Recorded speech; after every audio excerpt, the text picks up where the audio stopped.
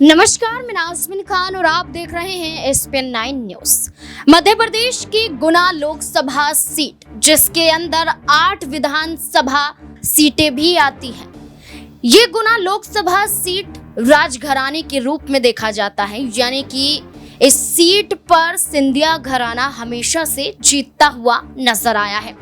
लेकिन 2019 का वो चुनाव जहां पर मुकाबला ज्योतिरादित्य सिंधिया और भारतीय जनता पार्टी के केपी यादव से होता हुआ नजर आया था।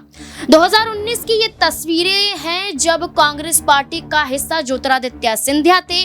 कांग्रेस पार्टी ने यहाँ पर उन्हें उतारा था और भारतीय जनता पार्टी ने केपी यादव को, और ऐसे में केपी यादव चुनाव जीतते हुए नजर आए थे। 1 लाख से अधिक मतों के तहत देखा जाए तो यहाँ पर उन्होंने सिंधिया को हराया था।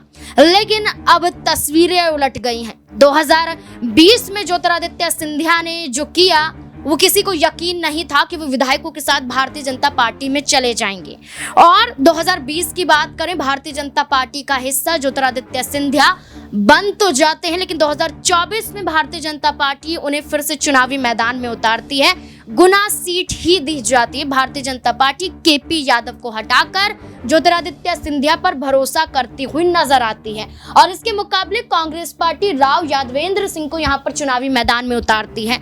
अब चर्चा ये हो रही है कि एग्जिट पोल के अनुमान भारतीय जनता पार्टी मध्य प्रदेश में पिछड़ रही है। जैसे कि मध्य प्रदेश की 29 लोकसभा सीटों में से अगर हम बात करें तो यहाँ पर कांग्रेस पार्टी के खाते में 14 सीटें आ रही हैं, और वहीं भारतीय जनता पार्टी के खाते में 12 सीट और अन्य खाते यहाँ पर 3 के रूप में देखे जा रहे हैं। लेकिन 2019 में कम से कम यहाँ पर भारतीय जनता पार्टी बहुमत साबित करती हुई नजर आई थी। 2019 की बात करें तो 28 सीटें भारतीय जनता पार्टी के पाले में आई थी। अब ऐसे में यहाँ पर चर्चाएं तेज हो गई हैं कि सीटों को लेकर 5 साल में बहुत बड़ा फर्क देखने को मिला है।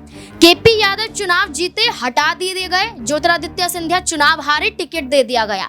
लेकिन क्या ये समीकरण भारतीय जनता पार्टी के लिए बिगड़ता हुआ नजर आएगा? क्या केपी यादव को हटाना भारतीय जनता पार्टी के लिए एक बड़ा नुकसान था, क्योंकि वो जीते हुए प्रत्याशी थे, सांसद थे, लेकिन ज्योतिरादित्य सिंधिया पर भरोसा जताया गया। अगर चुनाव हार जाते हैं ज्योतिरादित्य सिंधिया, तो क्या कांग्रेस की तरफ रुख करते हुए देखे जा सकते हैं? क्या ऑफर यहाँ पर दिया जा सकता है? ये सवाल बना हुआ है। लेकिन 4 जून के परिणाम के आधार पर ही अब तय होगा कि आखिरकार क्या कुछ फैसला केंद्रीय मंत्री ज्योतिरादित्य सिंधिया लेते हुए नजर आएंगे। इस मुद्दे को लेकर आपकी क्या राय, कमेंट सेक्शन में जरूर बताएं। देखते रहें SPN 9 न्यूज। धन्यवाद।